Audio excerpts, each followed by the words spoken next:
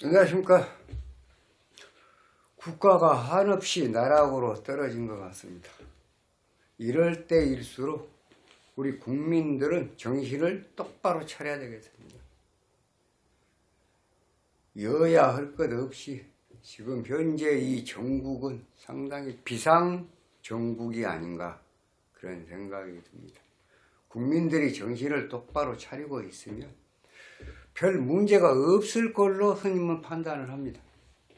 윤석열 대통령 지금 탄핵 소추가 돼가지고 아마 이제 헌재에서 이제 판결을 받아야 되는데 통치와 1.2.3 비상계엄 선포가 대통령의 고유 권한인 통치 행위냐 아니면 사회 전반에 본인이 어떤 목적을 가지고 장기 집권이나 아니면 어떤 큰 치부를 하기 위해서 행한 그러한 내란이냐 대통령의 정당한 업무에 따르는 통치행위였냐 아니면 이것이 국가 내란죄에 해당하는 것이냐 그 두 가지 중에 한 가지일 것이에요.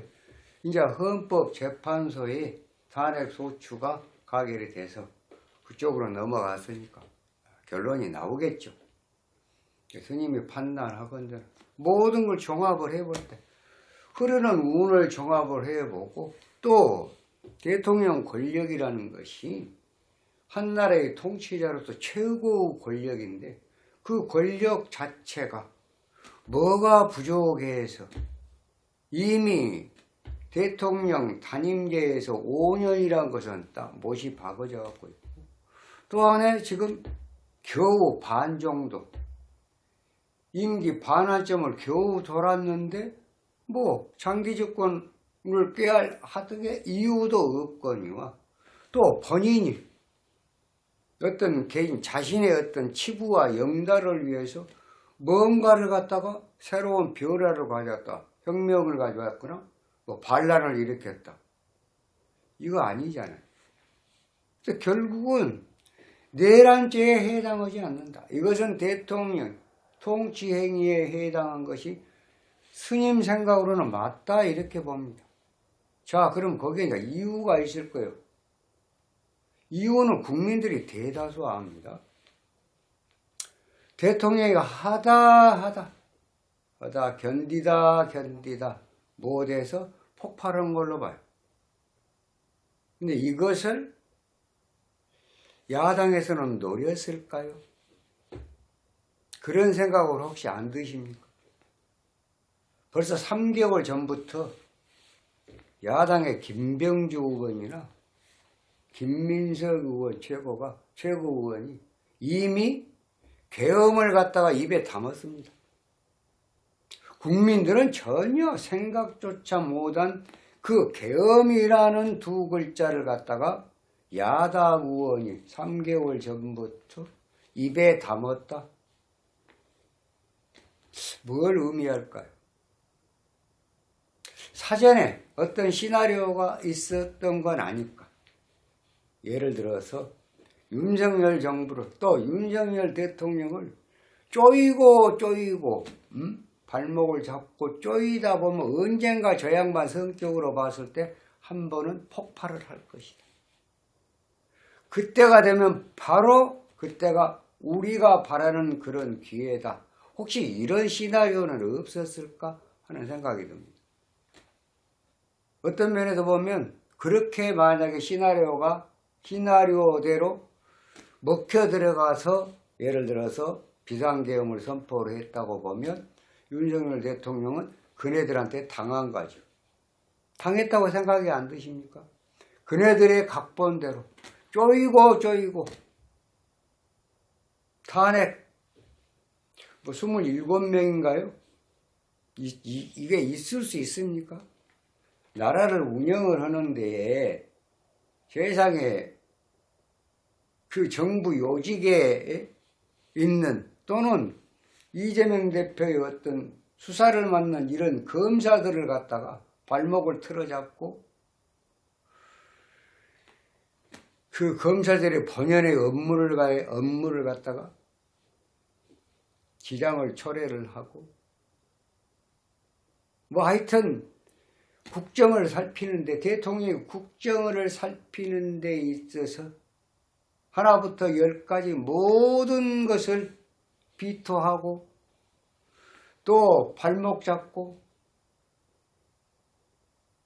도대체 행정을 할 수가 없을 정도로 그렇게 압박을 가해왔다.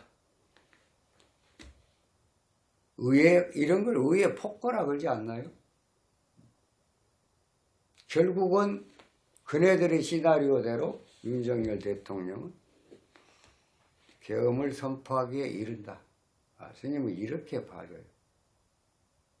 그네들이 바라는 시나리오대로 3개월 전에 틀림없이 어떤 계엄의 징조가 있다라고 말한 사람들의 각본대로 대통령이 움직여버렸지 않냐. 조금만 더 참았더라면 너무나 좋은 것을. 그러나 이제 수습을 해야 되고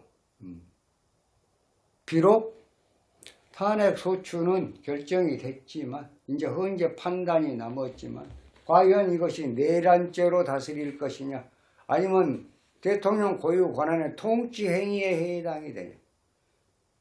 세계 어디로 봐도 대통령이 내란죄로 피소가 된 그런 헌재 판단을 받아본 것은 대한민국밖에 없다고 그래요.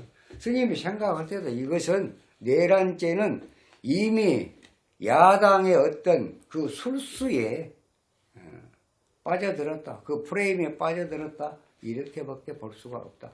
이것은 그래서 내란죄가 아니라고 스님은 단호하게 확신을 할 수가 있습니다. 그래도 헌재 판단은 기각 쪽이 우세할 것이다. 결국은 기각이 돼서 대통령은 살아 돌아올 것이고 또 그동안에 정광석과 같이 12월 3일 딱 비상계엄 선포하고 12월 14일 병자월에 임자일에 이 수가 얼마나 나빠요. 이 수가 제사 태화예요. 물이 너무 많았고 이 관록이 불이 꺼지는 그런 문제. 다룬에서 일진에서 나와도 이러한 상황이 벌어졌다. 응? 그러니까 금수상관이 이 경관객이 맞다고요. 그런데 지금 우는 오와 대운에 이게 지금 2025년도 12월 18일까지 간다니까요. 생일까지.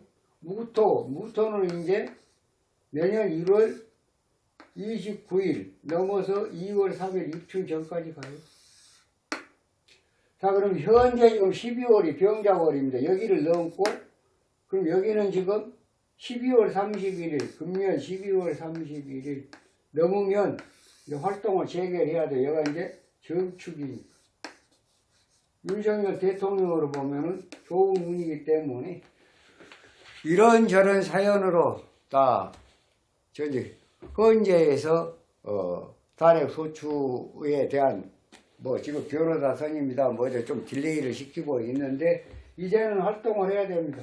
1월 1일부터. 그래서 스님이 1월 1일 2025년도 1월 1일부터는 활동을 해야 된다. 그렇습니다.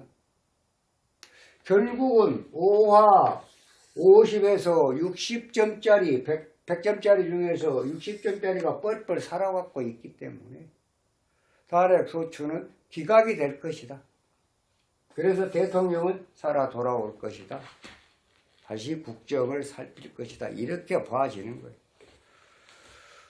그러니까 민주당의 시나리오대로 쪼이고 탄핵을 하자, 특검을 하자, 또 예산을 갖다가 4조 1,000억이나 특경비를 비롯해서 이렇게 삭감을 하면 어떻게 정치를 해 나가겠냐. 그때 되면 대통령 성격상 한 번은 폭발을 하지 않거든요. 만약에 폭발하면 바로 내란죄로 그냥 우리가 일어났다. 지금 남태랭이가 지금 어제 뭡니까? 농민들 트럭터가 지금 등장을 했습니다. 이런 거 이제 내란 비슷한 거요. 내란이 뭐요? 뭔가 쟁취하기 위해서 내가 바라는 어떤 권력, 부를 쟁취하기 위해서. 그 반란을 일으킨 게 내란 아니에요? 대통령이 그럴 이유가 뭐 있습니까? 그렇잖아요. 상식적으로 봐도 그럴 이유가 뭐 있어요. 벌써 뭔가 우리도 뭔가 동참을 해서 우리의 어떤 무엇을 얻어보겠다. 뭐 양곡법 같은 거 뭐 이런 거. 예를 들어서. 그런 농민들이 생업에 종사해야 할 또 농사에 전념한 농민들이 그네들이 쓰고 있는 트랙터를 앞장 세워서 용산으로 대통령이 있는 쪽으로 진입을 한다. 이런 게 내란 아니냐고요. 이게 모두 스님이 보건대는 민주당의 각본에 들어있는 걸로 보여요. 이제 속이 뻔히 들여다 보였어. 처음에는 계엄 선포하니까 그냥 내란이다 해갖고 이 국가 아주 비상사태다 오히려 지금 저 하고 있는 거 봐보세요. 그 지금 비상계엄에 예를 들어서 뭐 무장한 군인들 비상계엄을 하게 되면 모든 것이 군대 쪽으로 넘어가잖아요. 그래서 무장 군인들이 설치고 탱크를 앞세워 가지고 뭐 각 언론사 그다음에 뭐 방송국 국회 할 것 없이 모든 걸 다 장악을 하고 무장 군인들이 그런 거 있습니까?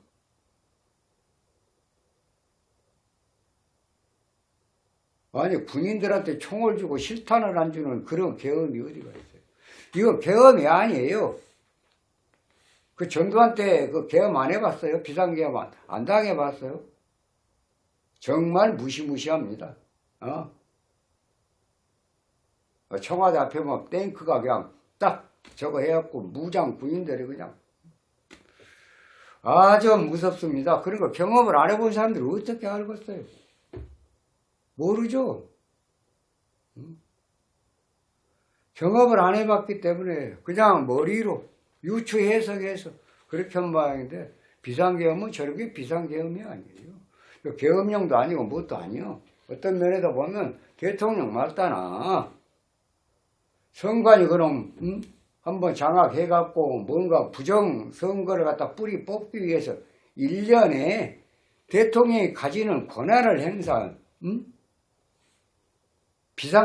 비상계엄 선포권을 행사를 한 것이지 이것은 정말 국가 내란과 같은 국가 전복을 위해서 또 본인의 어떤 장기 집권을 위해서 뭔가 목적을 가지고 했다고 하면은 그것은 당연히 심판을 받아야 되겠지만 전혀 그런 거하고는 거리가 멀다. 어떤 면에서 보면 민주당이 깔아놓은 시나리오에 스스로 몸을 던졌지 않냐. 어떤 심정으로 후국의 일념으로 나라를 구하는 심정으로 그렇게 했을 것으로 예상이 돼요. 이것은 뭐 국정마비 결국은 대선을 갖다 승복을 못 얻었다 이런 얘기 0.73%를 그런 의도밖에는 안 돼요. 어떤 면에서 보면 스님 좀 빗나갔습니다만은 지금 오화 대운이 윤석열 대통령한테 살아있고 무토가 지금 금년에 12월 31일 또 내년 2월 3일까지 가기 때문에 하등에 뭐 체포나 구금이 된다거나 그럴 일은 없을 것으로 스님은 예상을 해요. 그리고 탄핵 소추 이재명 대표의 어떤 사법 리스크하고 맞물리고 있는데 두 분의 싸움에서는 윤석열 대통령이 이겨요.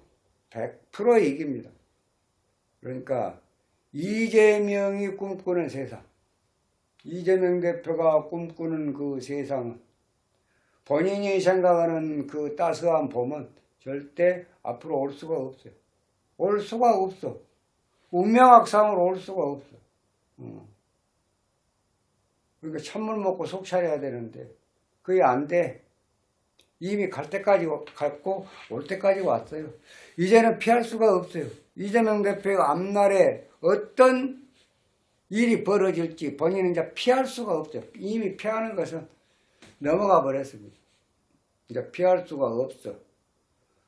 빅토리아 됐어요. 죽게 아니면 승리가 아니면 죽음이요. 둘 중 하나일 거예요.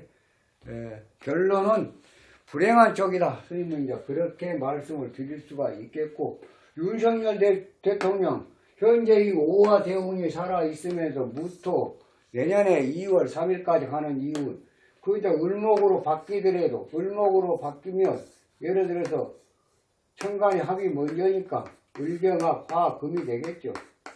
금이 되면 금극목의 금생수 수국화가 되는데 다운이 또 잘 뜹니다. 인묘진 사오미로. 하반기 보면 사중, 무토, 경금, 병화가 뜨기 때문에 12월 18일 생일 전까지는 하등에 탄핵 소추를 당해서 그것이 인용이 돼가지고 대통령직에 파면을 당하는 이런 불행은 없을 것으로 스님은 판단을 합니다. 아무튼 이 정국이 좀 빨리, 현재 판단이 좀 빨리빨리 나오든가 아니면 이재명 대표의 사법 리스크가 정상적으로 633으로 적용이 돼서 어느 결론이 확실히 나와줘야 국가가 안정의 길로 갈 것이다. 지금 그렇게 예상을 하면서 윤석열 대통령의 현재 탄핵 소추는 기각적이 맞을 거다고 스님은 확신을 해봅니다. 이만 마치겠습니다. 다음 시간을 좀 더 좋은 영상으로 여러분 찾아뵙도록 하겠습니다. 감사합니다.